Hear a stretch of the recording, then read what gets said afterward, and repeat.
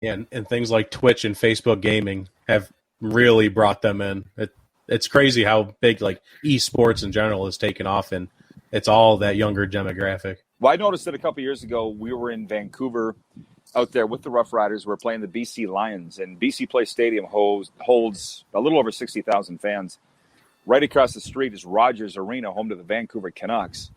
And I saw all these people streaming in and out of the arena, the hockey arena. And I'm like, I turned to my buddy who works for Sportsnet in Vancouver. I said, what is going on in Rogers Arena? He goes, it's a gaming tournament. There's 18,000 people in there. I'm like, wow. What? I've never even heard of this. Mm-hmm. And that was a few years ago. So, I mean, it's just exploded in popularity now. And the pandemic has just been like lighter fluid for it. Yeah, absolutely. All right, I think Dirk's got our next sport. Let's take a look here. We jumping to the top or jumping? Yeah, I think. All right. I think NHL would be a great place to make our next stop. All right. Well, I mean, the NHL kind of, I think, did the smart and most logical thing and did 2 bubbles basically this year to finish the 2020 season. And for me, it's what a playoffs and this has been for viewership for them. And I mean, I'm just glad that Canada allowed it, similar unlike other sports with a couple teams. But has it been the same reception in Canada as it is kind of here? Well, again, remember the population of Canada is 36 million. Right. So take that what it is, the size of Texas, population-wise. On opening weekend of the playoffs, and with the NBA getting going too, Sportsnet sent out a news release, 10.5 million Canadians watching television on the weekend, both NHL and NBA. That's 1 in 3 Canadians watching. That's pretty big numbers. Yeah. So despite the fact that it was August 1st on Saturday, and there's a lot of other things to do, and it's been in like almost 90 degrees, to have that many people inside watching TV, assuming they're inside watching TV and not on their mobile, it's been very popular. But it's funny you ask, because I did a poll on my show this week. Are you struggling getting into the playoffs because it's August? 60% said no, 40% said they are. But like, I don't know what you guys' number one sport is. Mine is actually hockey, and I grew up in it. So watching the games, the virtual crowd and the crowd noise, I haven't even noticed a difference. Like, I don't even look outside the boards. So, you know, as far as the intensity, the storylines of what's going on, who's getting injured, who's getting kicked out, blah, blah, blah, I don't even notice a difference. So I'm with you. I'm happy that the NHL figured out a way. And what I'm heard today from one of my analysts is that the NFL might actually look at this. Can they whip up 4 bubble cities in a month? Oh, yeah. Well, just because look, with what's happened with Major League Baseball, I don't think we can afford to have that happen in the NFL. And they have the money to do it. I think we can all agree. The NFL, if they wanted to whip up bubble cities in a month, specifically if the NHL has provided the blueprint, it actually has made me kind of excited that we will have NFL football for sure. And if they have to go to bubbles, they'll do it. Yeah. All they did was double it. NBA had 1 bubble, NHL had 2. Let's just skip 3. And we'll just go to 4. Yeah, absolutely. I don't see why that's not a thing. We've talked about it a couple of times on the show. I see no reason why that's not. Obviously, there's more players. You'd have to maybe even build some kind of facility if there's really a need to. But at the end of the day, it's 100% a possibility for a league that has what seems like endless amounts of money. I believe they do. Think about this for 1 second. Obviously, the pandemic has caused us all to sort of reflect on all kinds of things. And we talk about the resources that these owners have. You throw $45 million at Patrick Mahomes. I mean, guys have been making ridiculous money for a long, long time. Like a long time. Like 20 years, right? That's the players. What are the owners making? If they can afford to pay these salaries. Like, it's literally 50-50. You know, in the NHL, they call it hockey-related revenue, HRR, hockey-related revenue. 50% goes to the players, 50% goes to the owners. It's ridiculous amount of money. And the NFL is the exact same thing. So I'm just kind of sitting there looking at what the money is available. Now, in the future years, if we can't get into the stadiums, as fans, things are going to change, right? Yeah. But as we sit here right now, I think we can confidently say they got the money to pull off pretty much whatever they want. And just to go back to the CFL for a second, CFL does not have the money. Just to give you an idea, our commissioner went to the Canadian government and asked for a $150 million grant. This was way back in like April. And the federal government said, well, what's your finances now? And they said, well, on a good year, we lose $10 to $20 million. Lose on a good year. So the point is, if you have enough money, you can make anything happen. Yeah. But the CFL doesn't have really any money. So anyway, sorry to get off track on that. No, just to compare the leagues, you know. Yeah, that's bad news bears for the CFL when you're in the red every season. Yeah, in a good year. In a good year.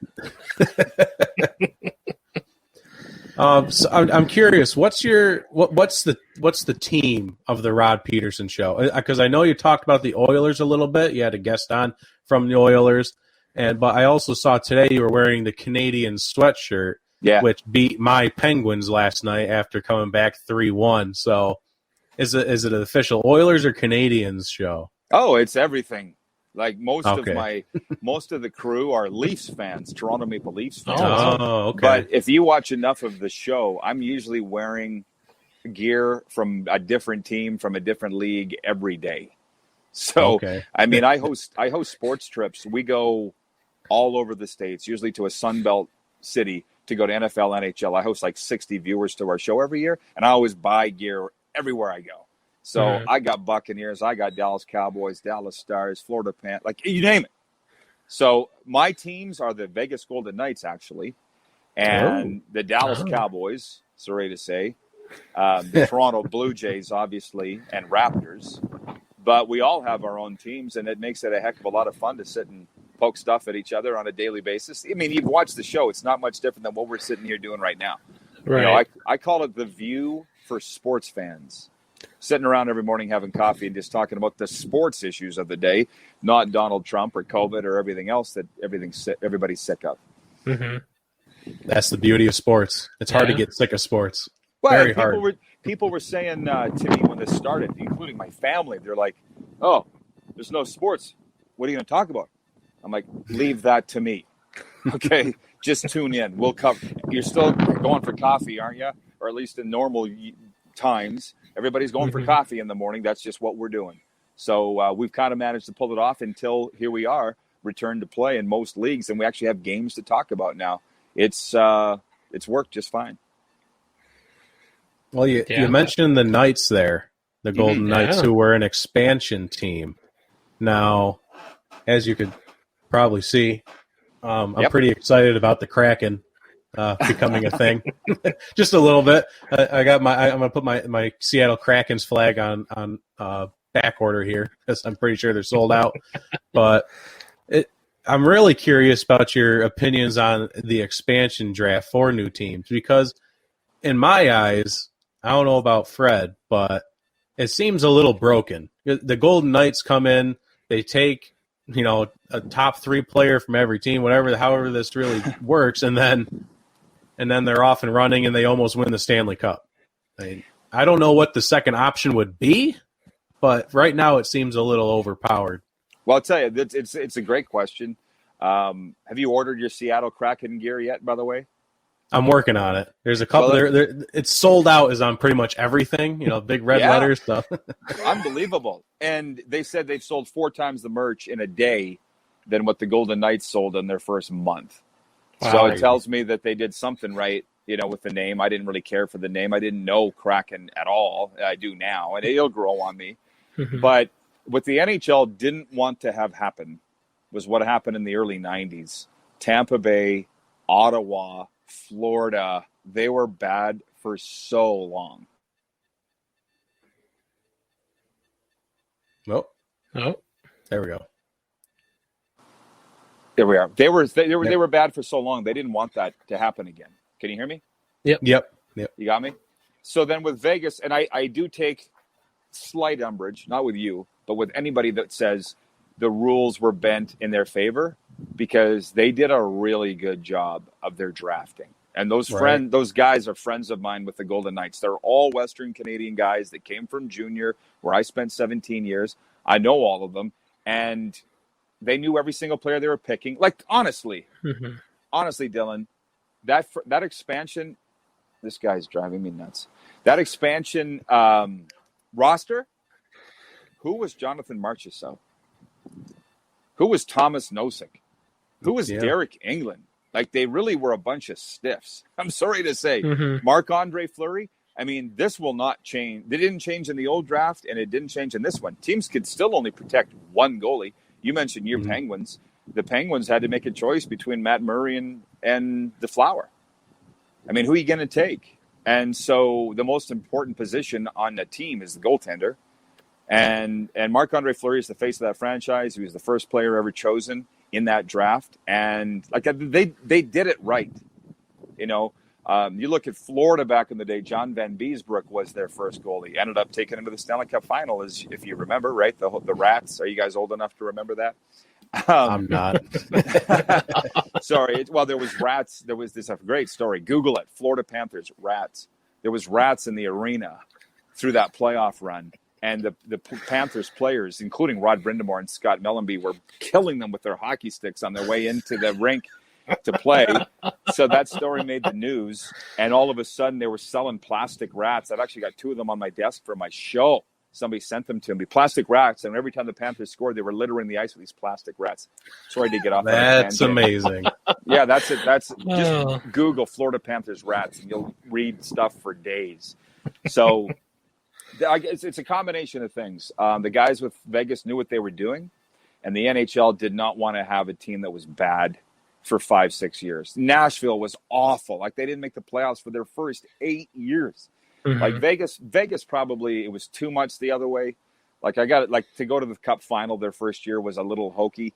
And I told my friends on that team, I said, guys, you can't win it because it'll make the NHL look like a joke. And they did not like that. Obviously, we made it this far. We might as well win it. That was their attitude. But Ovi had different ideas. Yeah. Good for him, though. I was happy that he won it personally, but yeah. Oh, yeah. And that is a great point, though. You don't want your new team to just kind of disappear into the background by not making the playoffs for their first 8 years of their existence. That's not good. That's not good television or good marketing. So, yeah, that's my take on it. It's a very good take. Well, I think kind of going off of this, talking about some playoffs with the Golden Knights, kind of how far they went, and kind of looking at this year. I mean, it's kind of an exception, but they brought in 24 teams for the playoffs.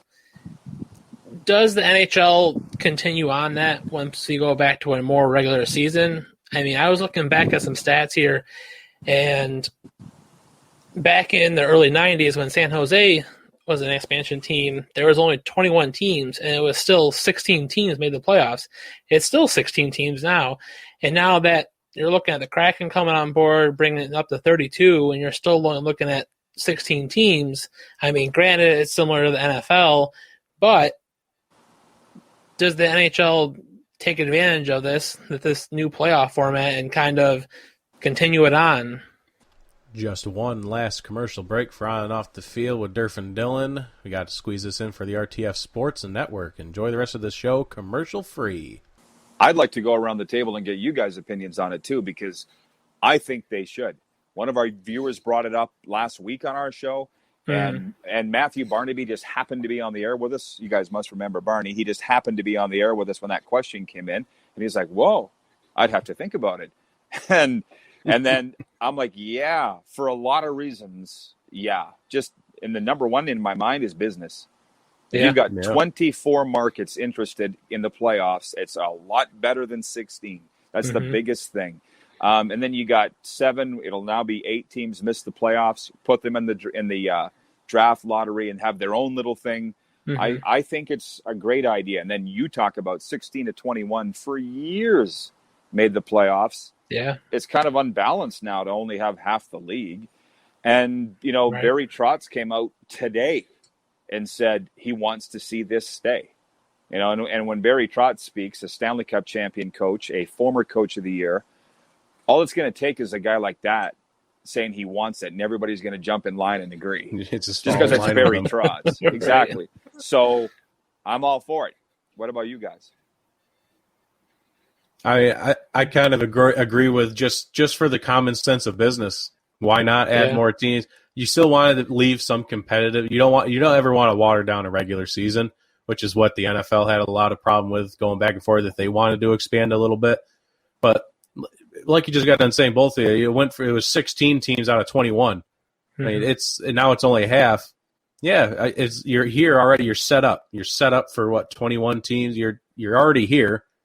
Let's just might as well just keep with it. You keep more markets interested. It's just a business decision, and I see no reason why this shouldn't continue. Yeah, I mean, I completely agree with them potentially keeping it at 24.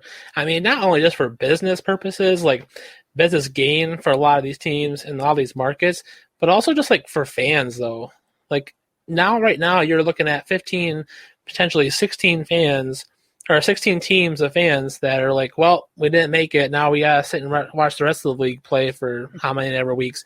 Now you're potentially getting 3/4 of the league into the playoffs. That's not only more hope for fans. Like, I mean, being a Bills fan, you could probably know my pain for the last 20 years. I mean, it's getting better, but I think in the NHL, though, I think that makes it hugely more popular, which, I mean, for a league to do that and not only just get more business, but also grow on social media, like the NFL has so much interaction with social media. And I mean, I can't say I've seen a ton with NHL, not that I follow a ton of NHL on social media, but I think just from a fan's perspective, I think it makes perfect sense. You know, as you talk, my mind's going, and I couldn't agree more, but it will come down to the owners. Mm-hmm.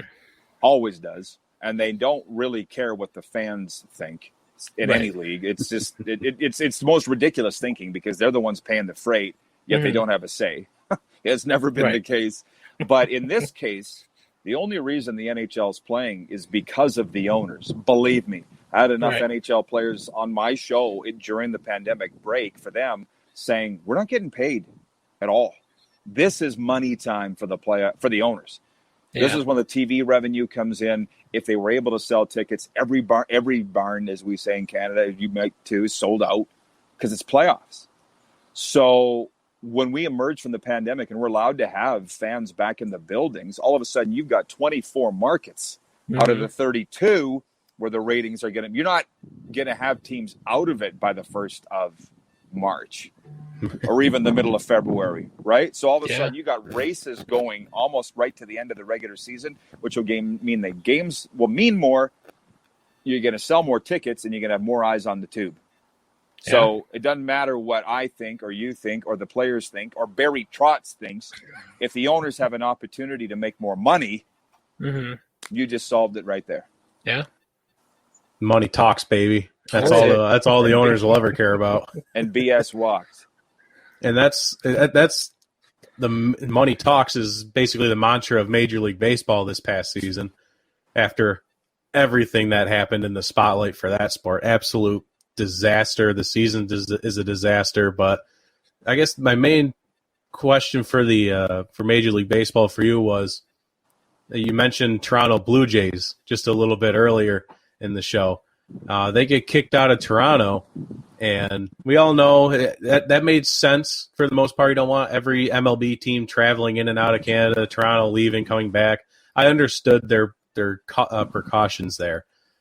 But my thinking was, isn't this the perfect opportunity if they don't want to be in Toronto anymore?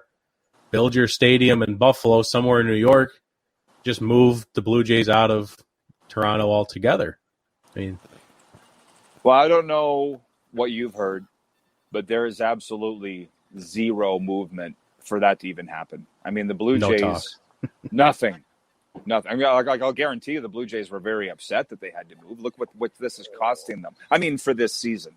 I mean, they're living out of a suitcase. They're in a different hotel every night. Now, personally, I'd love it.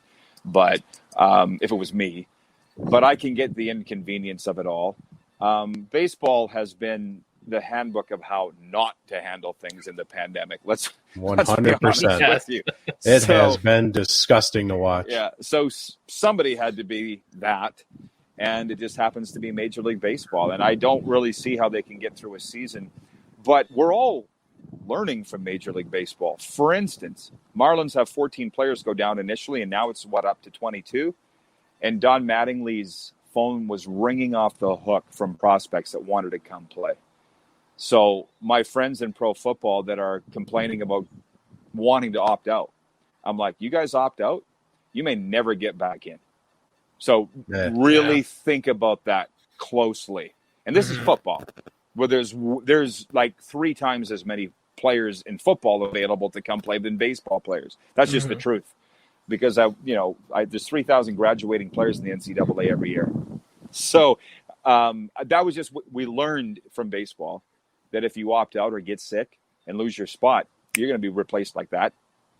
So that was my tangent there. Then the bubble thing. If you're going to have to play, use a bubble, because Major League Baseball didn't. It's been a disaster. But there's no talk of moving the Blue Jays. They've been around since 1977. They won back-to-back pennants in 2015 and 16.